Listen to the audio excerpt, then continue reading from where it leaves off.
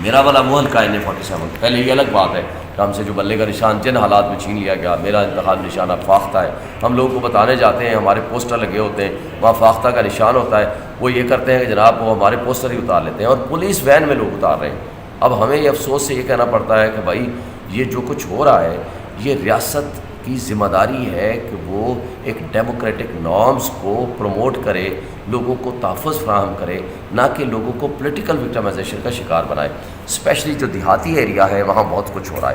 اسی طرح تھانہ کوسار والے نے یہ کیا, وہ جو کرسچن کالونی کے لوگ ہمارے لیے کام کر رہے تھے ان کو فون کیا کہ آپ ان کے ساتھ نہ چلو. یہ بہت ساری باتیں ہیں.